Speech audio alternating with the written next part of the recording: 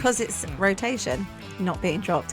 I'm still Angie, so don't worry. He's the best fullback that Spurs got. Everyone says we miss Van der Ven and Romero. I think maybe he's the bigger miss. Technically, he must be the most gifted player. He should be able to dictate the game. People are not in the training ground. They don't know how they live together and the influence that he's having. When Lucas spoke, everybody listened because when Luka got angry, there's a reason. He didn't really love playing football. He did it as a job. So is that a bit of a myth or was there some truth in that? That's 110% true. Okay. Terrific little player. He's a terrific player, don't worry. I scored the first ever Champions League goal for Spurs. I'm not that legend, but because I scored that goal... but because I scored that goal, the first ever... It's quite a legendary thing to do. It's a legendary thing. Welcome to Inside Spurs, talkSPORT's very own dedicated show where we talk all things Tottenham Hotspur. And it is Tottenham Hotspur, it's not just Tottenham. I'm your host, Abbi Summers, and this week I'm joined by talkSPORT's very own Spurs content creator, Sonny Snelling, and the man, the myth, the legend. We finally have managed to pin him down. He's so busy. Former Spurs defender, transition coach, speaker, consultant, pundit. He does it all. It's Sébastien Bassong. Thank you. Yeah, I'm very busy and I like to be busy, honestly. I think that helps me in my transition. So I'm happy to be here. Love that. We're going to talk more about your coaching as well. But we'll start with Spurs, I guess, because they did play the other night, didn't they, against Manchester City. They lost. What's new? Another loss under the belt. We're kind of used to it now, aren't we? We had the chance to make it 4 wins in the Prem. Couldn't quite do that. But we did see a much healthier looking squad, didn't we, Sonny? So there are positives to that loss. The first half, it was just not good whatsoever. Lots of, bad in transition, poor defending.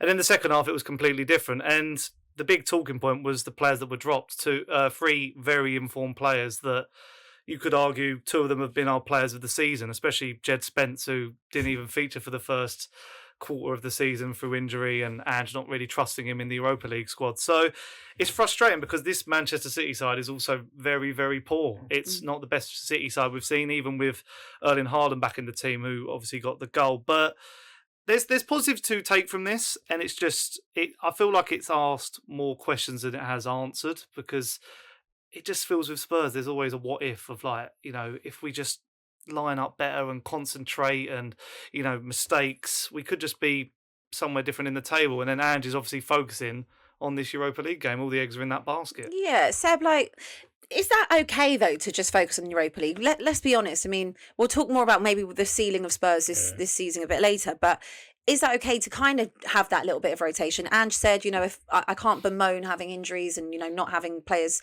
available and then not be able to utilise that squad.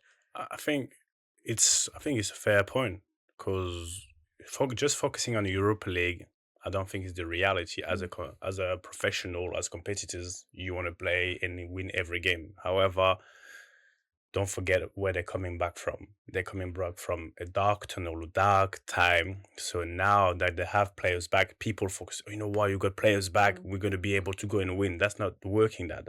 It would be way too easy, because you can have your players back, but are they match fit? Yeah. It's a different ball game. So then you have the players like Jed Spence, Dejan Kulusevski. Yeah, they've been amazing this season, but you need to manage them load. Yeah. Even though they've been so good lately, I totally understand why. For me, they haven't been dropped. It's been a rotation. Yeah. So the use of the words are going to be very different, because when you get dropped, it has a negative connotation. Yeah. I think they've been happy, regardless of the opposition. Yeah, it's Man City. Fans would expect, it's Man City, we're going to go all in. Your best team, yeah. Your best team. But maybe they needed that. They needed that rest in order to be able to carry on the rest of the season at the highest level. So it's always touch and go. So for me, that was the right call to do, because the players that have been starting, they should have been able to give a little bit more. That's right. When you haven't been playing that much, you're coming back, there's a kind of a mix. You can expect a sluggish start, the sluggish first half that we saw yesterday.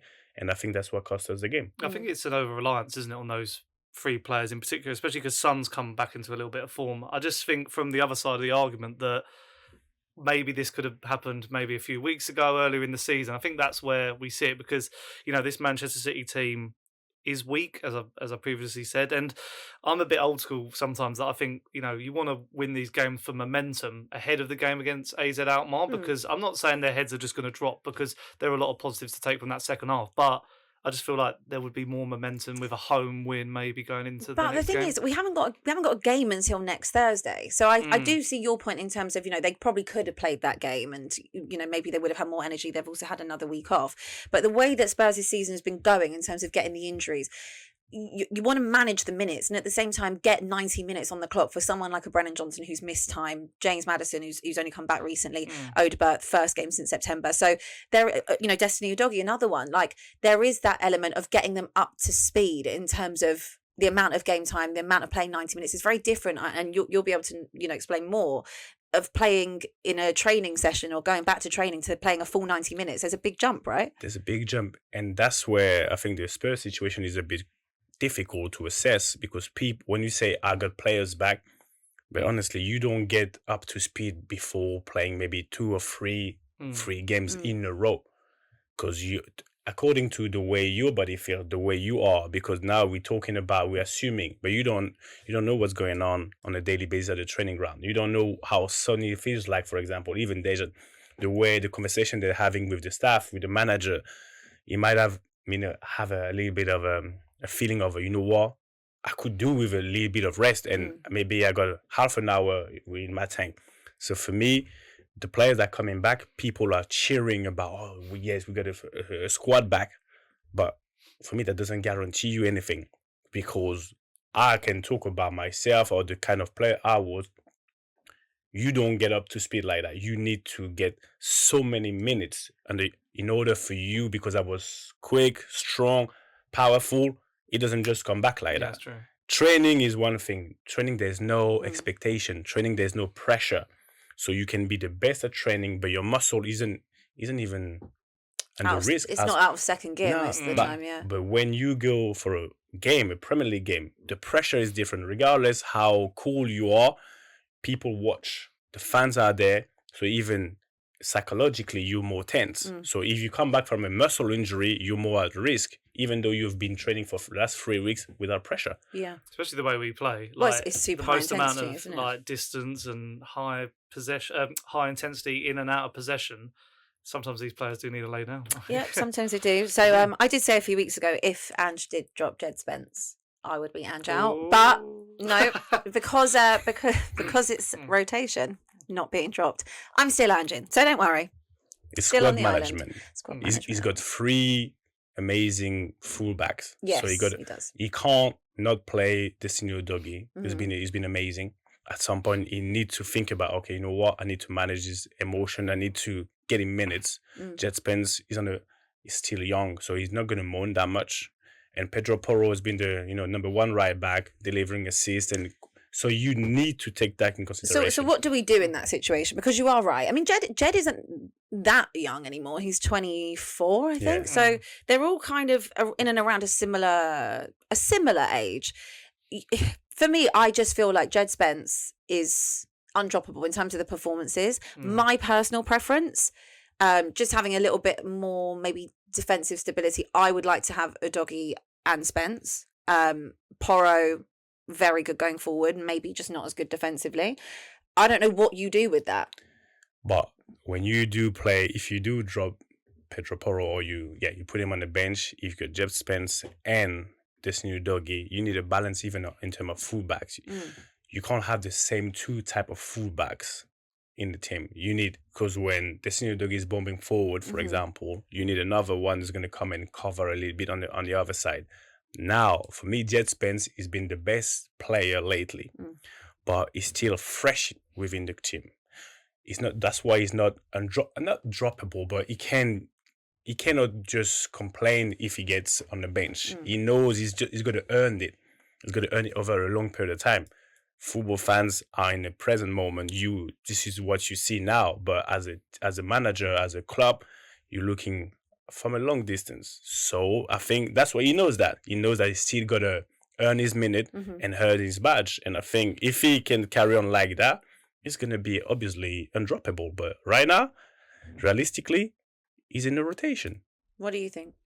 I just think I did a video on my channel recently, just considering we nearly let him go for 10 million to Genoa, and Sounds like the Bale situation. it was just like people were questioning his attitude. I remember Neil Warnock, when he was returning back to Borough, was questioning him, and obviously he was at Forest, didn't work out at Leeds, and he also went to Rennes in France. And we just thought we had a problem player on our case, and everyone was moaning because Daniel Levy apparently brokered this deal. It was a club signing. Conte didn't want him. And I'm just happy he's proven a lot of people wrong. Like I feel like Jed Spencer's gone out there. He's put his head down. He's trained hard, and his versatility is his best attribute, isn't it? Because he can cover on both sides, which I think does really help his style of play. But I think he's better on the right. That's why I agree with you, Abby. I think Udogie and Spence should be our starting fullbacks, because Pedro Porro he's just not hitting the numbers he was last season. I think also, like, not being too harsh on Porro, and correct me if I'm wrong, it's like he's played pretty much every game this season, so I understand there is also a lot of fatigue there. I think going forward he's absolutely great, but I do question him in terms of just being just defensive. I think that stemmed from the start, even under someone like Antonio Conte, and I just feel like there's obviously that element of Destiny's game as well. There was moments last night against City I didn't feel like he was brilliant, but I'll kind of give him the benefit of the doubt because he's coming back from injury.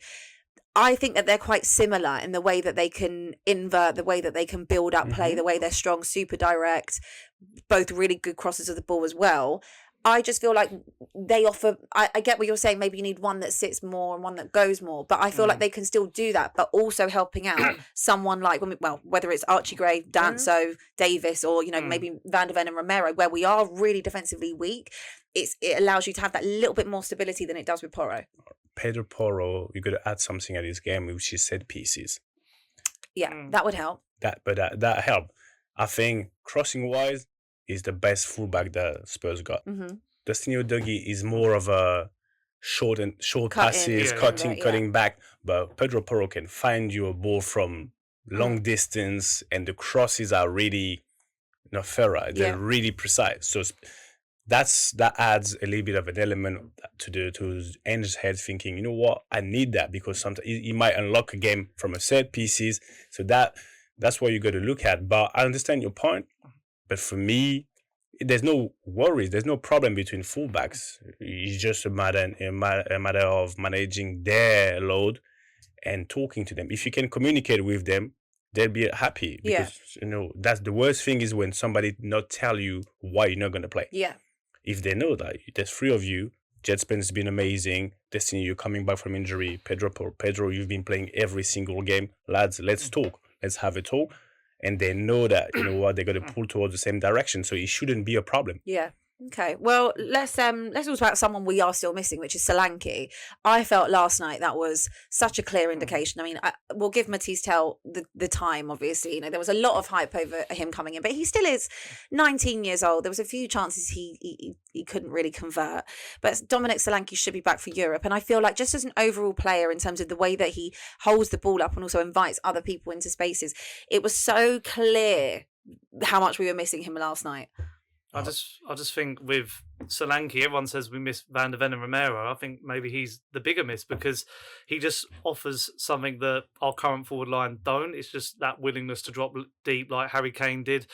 And you see like all these Twitter fans, and usually they're rivals and neutrals, who say, Solanke hasn't scored enough goals. It's just his off the ball work. He's, as I say, dropping deep, distributing, linking up the play. He's still one of the best strikers, I think, in the Premier League at doing that. Doesn't get the appreciation I feel like he should do. Maybe people talk more about a Watkins or someone like that, but Solanke, I think he's been so important to us. 100%. That's not always about goals, is it? Yeah, I mean, and I feel like he made Maddison a better player. He made Son a better player. He made Johnson a better player. I just think he's also that personality, and he's just got that sort of drive, and he's had a career a bit like Spence. I was comparing the two, that they've just, they've had to work hard to get into these positions. Didn't work out at Chelsea, didn't work out at Liverpool. I think we've really missed him. And if we have him back for those Europa League games, it just gives us a better chance, because Matthias Tell, I think he's got potential. It's just it reminds me of when we've signed like Brian Hill. It's just like, he's not fully... He's got to adapt to the Premier League. Yeah, he hasn't adapted yet. And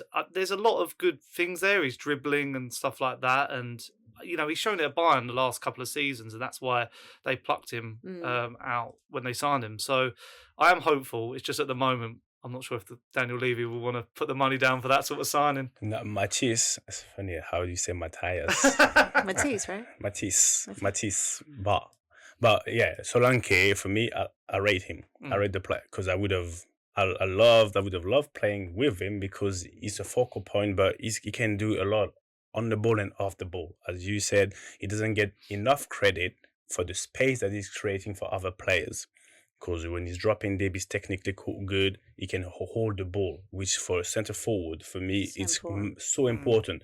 When you're under pressure, you can make a run, hold the ball. Go long. We haven't done that recently. But the run that he makes, that's different than Matisse, because Matisse tells is a different type of player. You can't expect the same work rate and the same outcome from Matisse and Dominic Solanke. And that's why I think it's been difficult for Matisse yesterday, because it's the Prem, even though you might come with all the energy. There was big energy. Big energy. You want to come, you want to do well.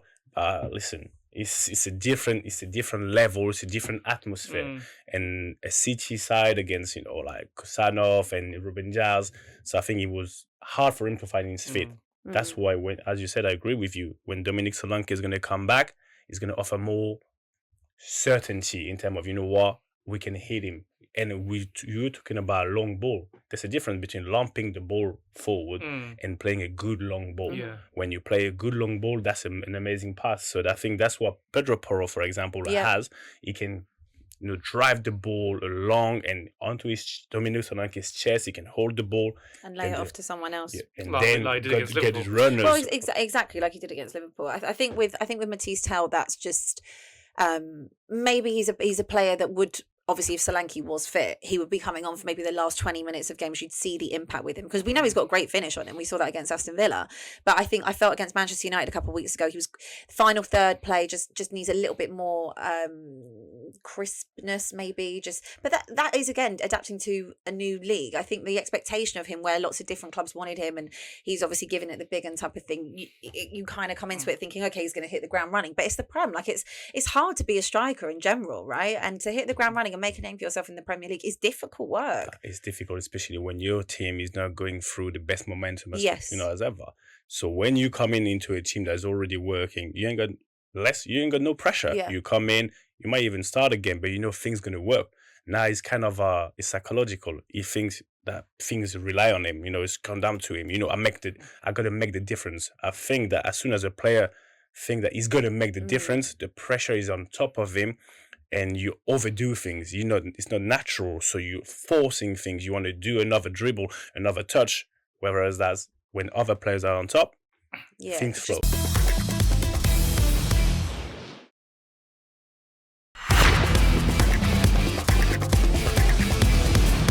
It's slightly frustrating because actually it was a tale of two halves against City. It was a 1.33 XG, but in the first half it was 0.09. So you're looking at that and you're thinking, if we had a striker, someone there that's going to be able to create and convert those chances, 11 shots, 6 on target in the second half, I felt like we really should have done something, Sonny, in that second half. Especially with like the players who had the chances, like Audebert, he's just come back into the side. So we're asking a lot of these players and. Chances. Chances falling to him. You don't really want him on the end of those chances. He's not the most natural of finishers. But I think the positive is, and this is why I've been on the fence about Ange Postecoglou, but these games are reminding me of the games earlier in the season where we are in games, we are having chances, we're just not putting them away. Like Leicester, Newcastle very early on. We're doing that again. So there is positives to look at these results. It's not just like we did against Everton where I know we scored 2, but that first half was absolutely dire. We didn't create anything. We're not. It was a very, very young team you put out as well against Manchester City. Yeah, I think it's like this squad, whoever's the manager, is going to go very far. The likes of Archie Gray, Bergvall are just going to be phenomenal players. And that's not me putting too much pressure on them because a lot of people are saying this at the moment. But I just feel like it's a positive. The problem is everyone neutrals will say that we can beat Manchester City every year because we've done it for so many times, and because they're in a poor space, it should be even easier. But they're still a good team. Doku looked great again. Savinho looked good.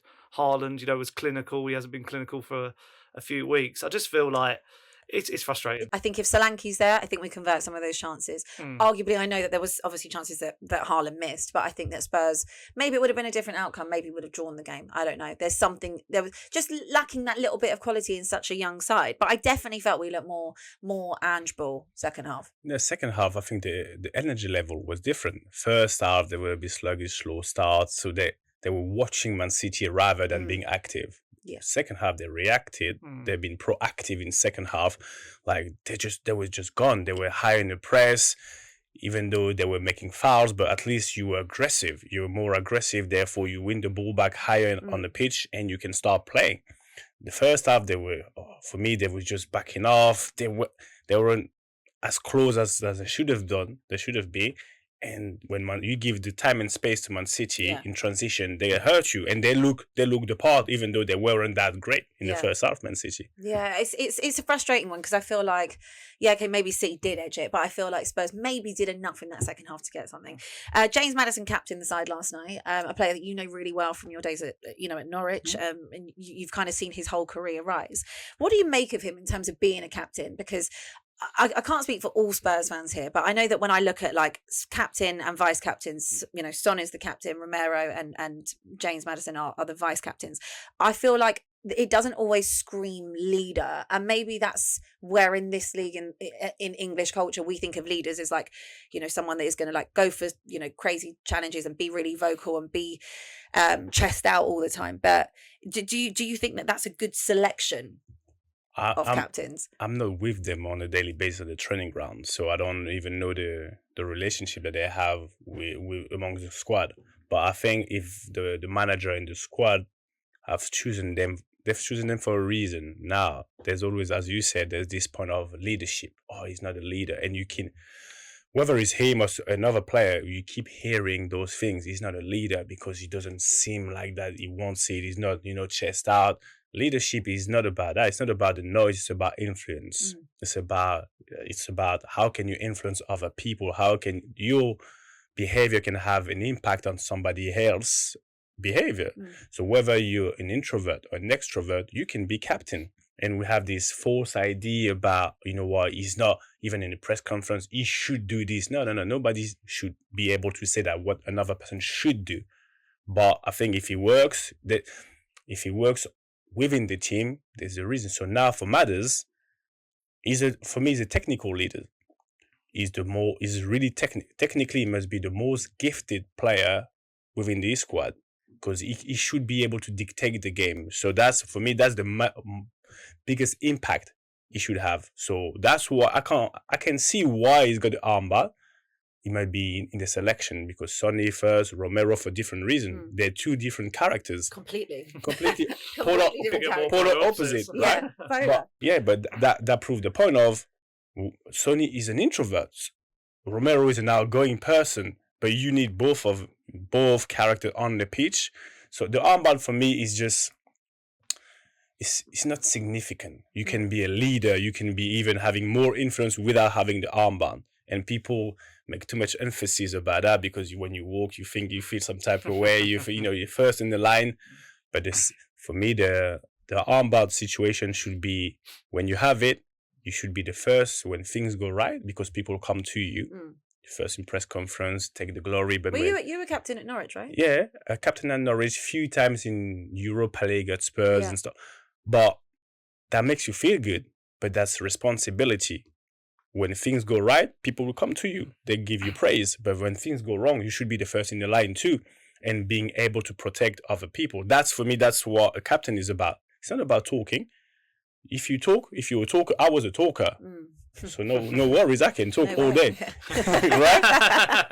But then for Madders, for me, people will make a big talking point about that. But people are not in the training ground. They don't know how they live together and the influence that he's having. I mean, Spurs fans have said this for years. I mean, they questioned Hugo Lloris as the captain. And I feel like you mentioned there, like in England, I mean, people say that a goalkeeper shouldn't be a captain. It should always stereotypically be a defender like yourself.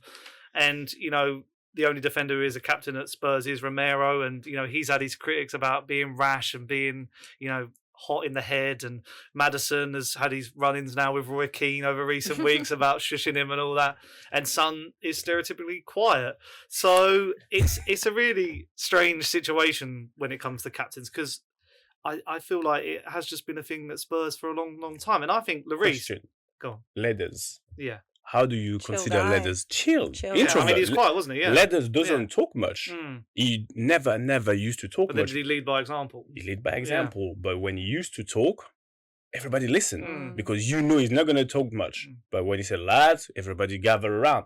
But he wasn't a much of a talker. So back when you were at Spurs, because we're going to move on to you Yeah. anyway. So let's shine the light all on you. In that dressing room, because Ledley obviously was the captain, but he hardly played, towards that time. So who was the vocal ones that were in that changing room?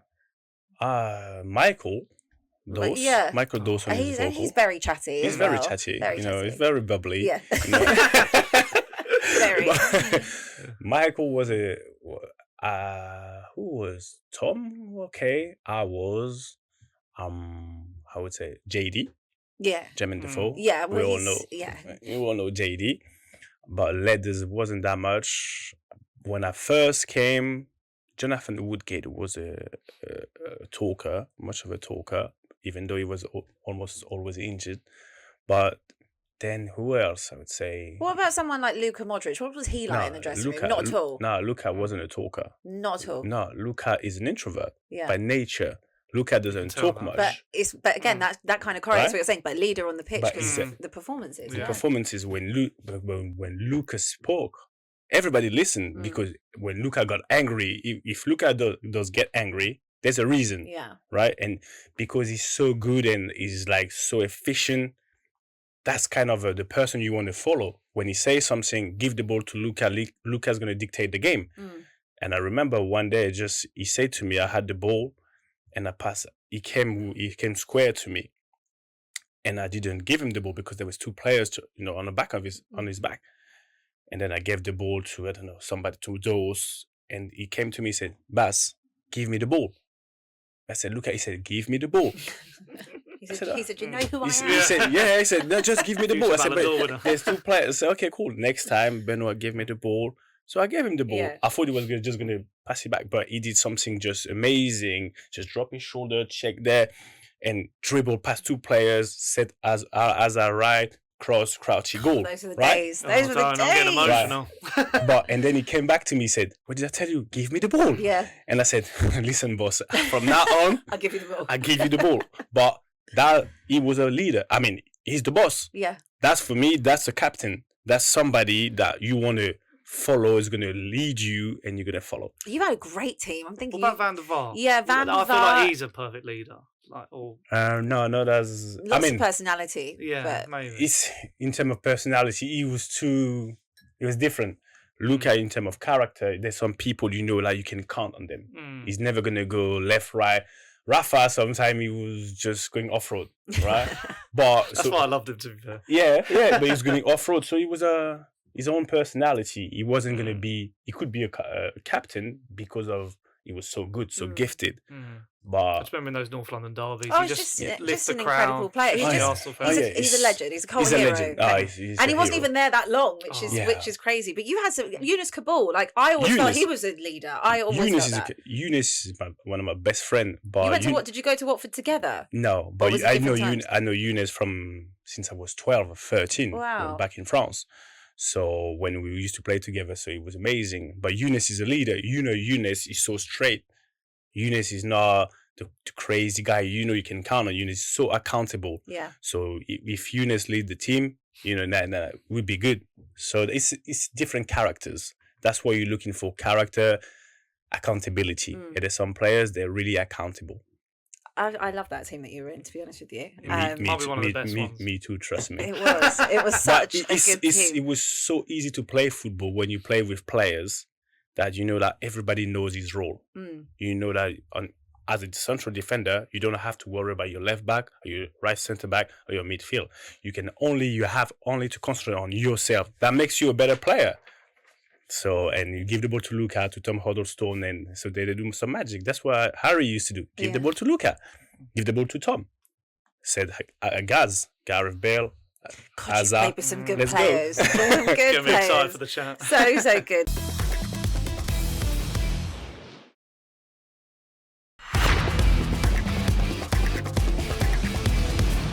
Let's talk about you even more then. I remember your debut was against Liverpool, am I Yes, right? madam. Scored? Yeah. Header? Yeah, the bullet as remember. well. For Jimmy Absolutely. Carragher. Yeah.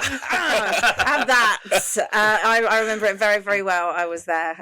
What would you say then is your best Spurs memory? There's quite a lot. You were in such a Yeah. good team, That's such a good era as well. such a good era. The Redknapp Yeah. era was it was great. That's great. If I'm gonna pick one, You can I give, think, me, yeah, you can give that- me more than one. nah, Go that- for it. I said my first goal because Yeah. I got there 2 weeks before, something like that, from at the time big transfer window, £9 million coming from Newcastle, the story, because I came on trial in Newcastle, then I got signed, then I came to Spurs, but the Champions League qualification when we soaked Harry, Oh, the City Yeah, game. the Oh, City I love game. that. I mean, Unbelievable. Was Harry great. wasn't happy about his suit, right? Don't get me wrong.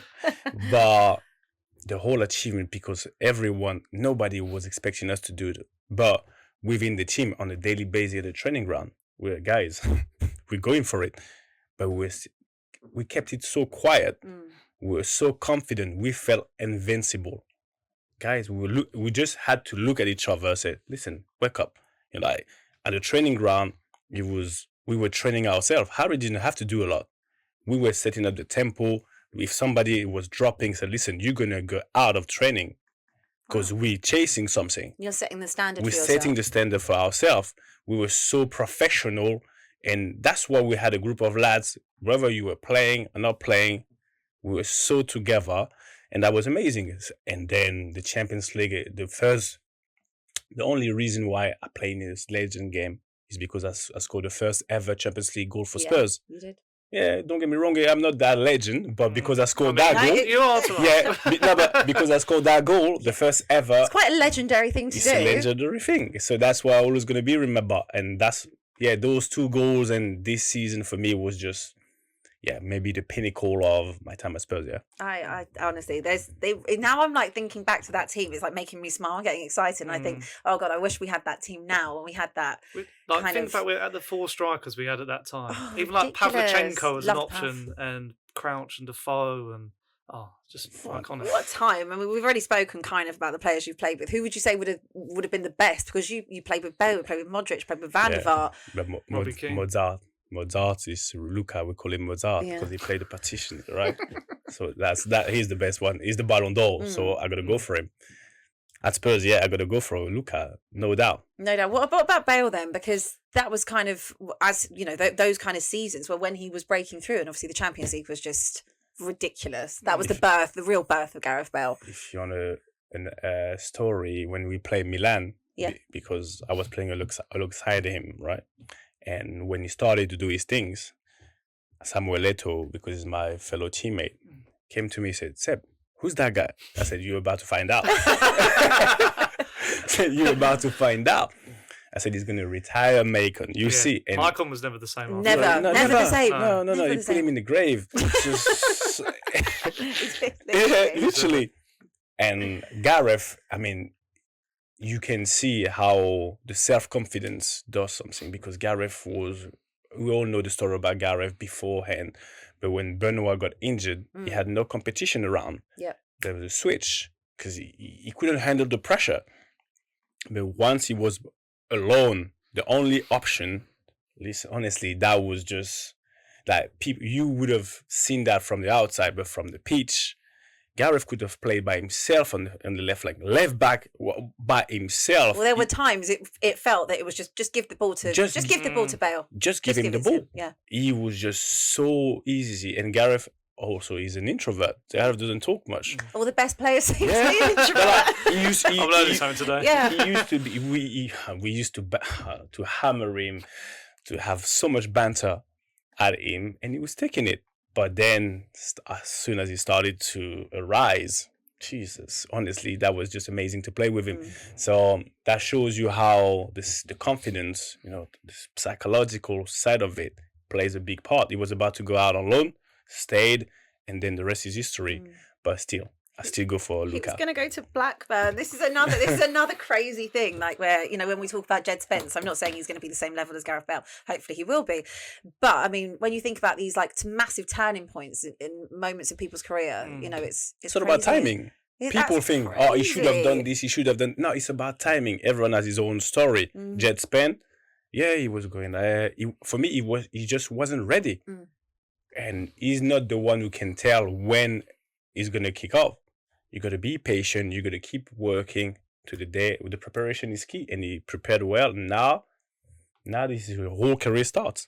And I want to talk to you now about some players who, some unsung heroes from Tottenham's past. And you mentioned him already, your compatriot, Benoit Suakoto. And in this era where I feel like Ben White, everyone keeps talking about Ben White at the moment, doesn't like football. Well, Benoit Suakoto was maybe one of the first people where we found out he didn't really love playing football. He did it as a job. So is that a bit of a myth, or was there some truth in that? That's 110% true. Okay. Because Benoit, and I had it on my French podcast not a long time ago, Benoit is literally, he just found out that he was good at football. But the whole football industry is so down to earth. Now he's back in France in his small village. He just doesn't do nothing. Literally doesn't do nothing. Really? He doesn't want to travel. He doesn't like traveling. He's traveled too much. That's what he said.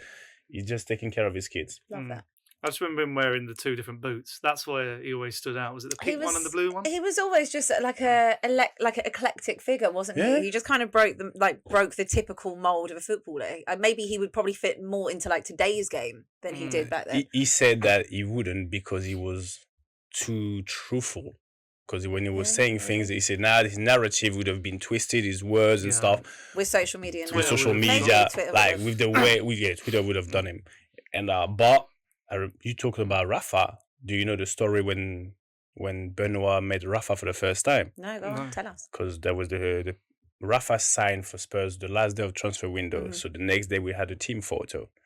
So Rafa was there and Benoit got late. So Harry came. Benoit got late. He was sitting next to me, and Rafa was coming with Harry. And Harry was introducing Rafa to everybody. Hi. Everybody knows who Rafa van der Vaart comes from Madrid. Comes to Benoit, and he said to me, "Who's that?" And he said to Harry said, Rafa, Benoit. And he said, "What's your name?" He didn't have a clue about who Rafa van der Vaart was. And Harry he felt so embarrassed. He had to say something to Rafa. Do not worry. Did I worry? With Harry. Go on, do your best Harry impression. Harry? Oh no, please. Hi guys. Terrific little player. He's a terrific player. Don't worry. That was quite good. Don't worry. That's how he is. And that was way too fun. He didn't have a clue. And even before games, he used to ask me because he was playing left back. Seb, is my direct opponent left foot or right footed? Just tell me. I'll deal with him. But just give me some clues. Give me some clues. Yeah. Not like you've been in training all week. No tactical awareness, nothing. And it was good. And another player I want to hone in on, and he's one that I get emotional about because he's sort of like the one that got away, Giovanni Dos Santos. How good could he have been? Because, Barcelona, it was just all the lights were there, but just never happened, did it? Yeah, it never happened for, I would say, personal reasons, and sometimes it doesn't work. There's things that sometimes can't be said. But yeah, Giovanni was just amazing, and that showed he never played. I mean, almost never played. Almost never played. So, but when he was chunked in, he didn't have no rhythm, no momentum. So for me, he couldn't really shine. But what a player! Yeah. Honestly, what was he like in training? Amazing, but he reached the point where he knew he wasn't going to play. So you couldn't really get the best out of him, even though when he was playing, because mentally he switched off. Because for many reasons of the business of football, would say. But yeah, it was just honestly such a joy. When he was doing things, we're thinking like, what?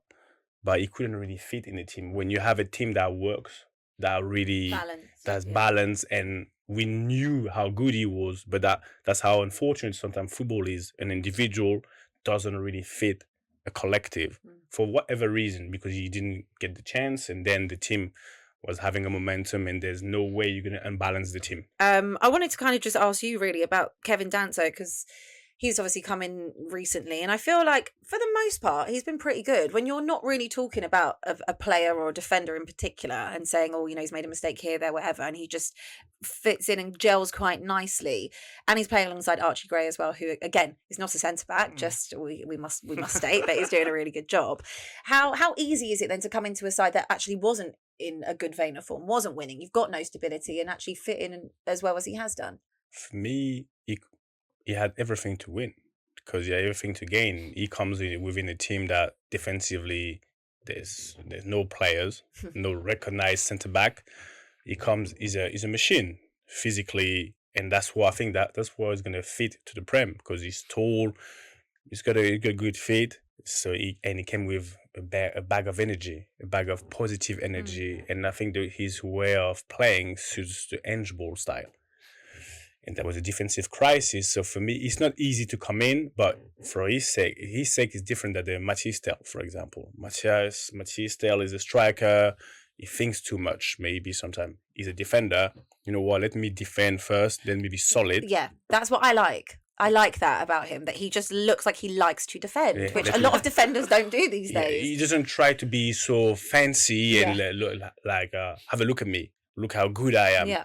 He's showing his strength and his quality by doing simple things and having a presence, because you need that presence. Because he might scare a little bit of the striker when you have, you know, tiny defense. Archie Gray doesn't scare striker, but he's so smart. Honestly, I love it. He's so mature, and that's good that he play alongside Danso, which is, you know, a bit of a unit. Good with seen his legs. He's maybe 6'4" or 5". And tall, good in the air. That it brings reassurance, and I think that's why he's doing well.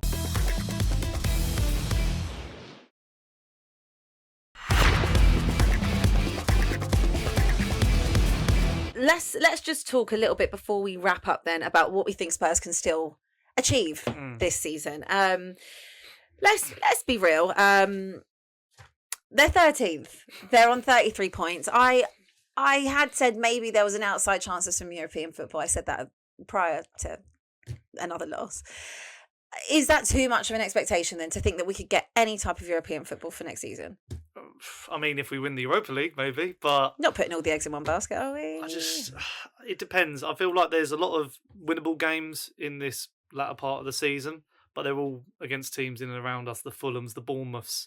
And, you know, in the reverse fixtures, we struggled in these games, but then Fulham have fallen off a cliff. So it's really hard to judge what could happen. If we get, as we say, Solanke, Mickey van der Ven, Romero back, and we've got that full squad, I've got hope we could go up the table. I'd say if we could finish anywhere like 8 upwards, that'd be a really good season. 8 upwards would be lovely right now. I think we're I can see 10th. I can just see mid-table and putting our eggs in this Europa League basket. Well, then they're 9 points off the top half. There is only 2 points between 6th and 10th though when you get there, and our goal difference is much better than everyone else's, plus 14. So there is that in mind. What do you reckon on that? Yeah, I reckon Spurs can finish top half of the table, because it's all about a momentum.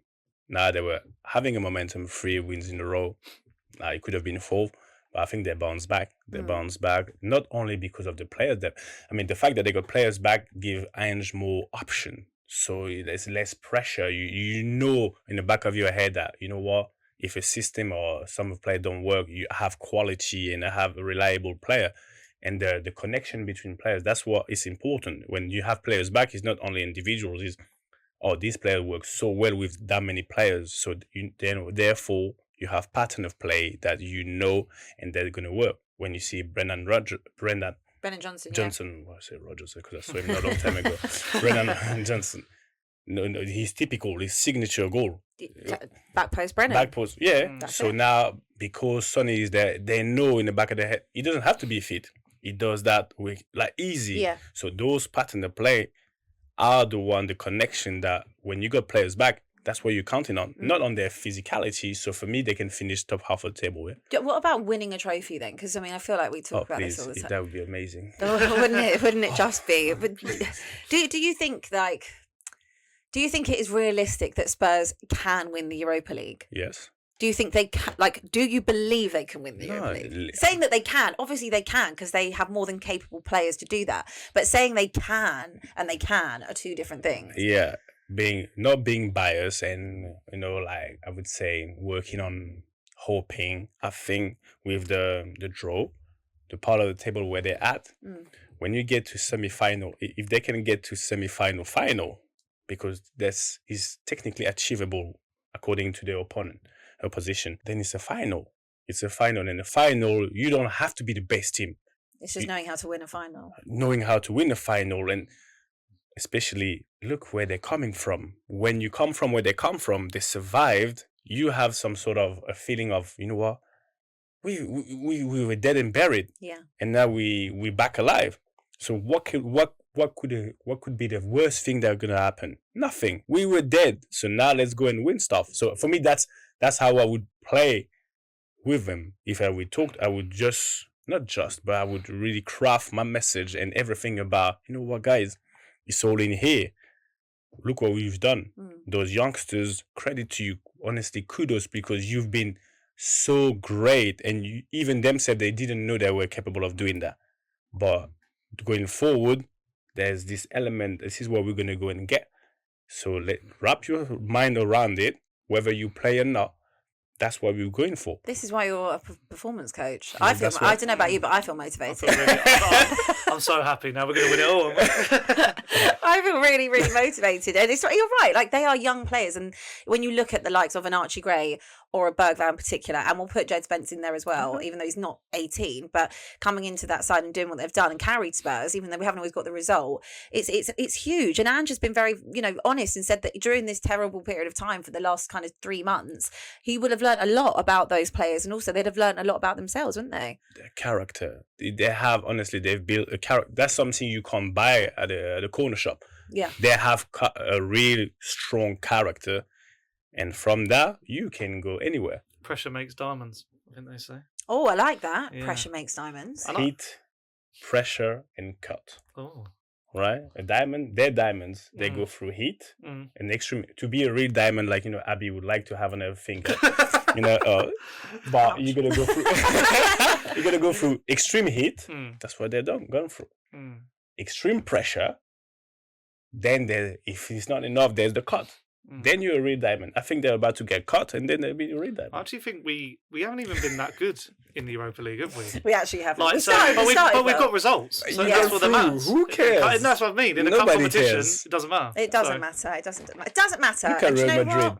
Exactly. Real Madrid don't always put in the best performance. They just get the job done. It's a mentality thing. It all stands back to that. And I don't need a diamond. I am the diamond. That's what I'm talking about. Yes. Exactly. That's a good answer. There we go. And on that note, that is all we've got time for this week on Inside Spurs. What a lovely show. What a lovely episode. A huge thank you to Sonny. Thank you for coming back with us. Thank you. And thank you so much for finding time to come and see us. I hope you'll come back again, Seb. So we will see you next time, and come on, you Spurs.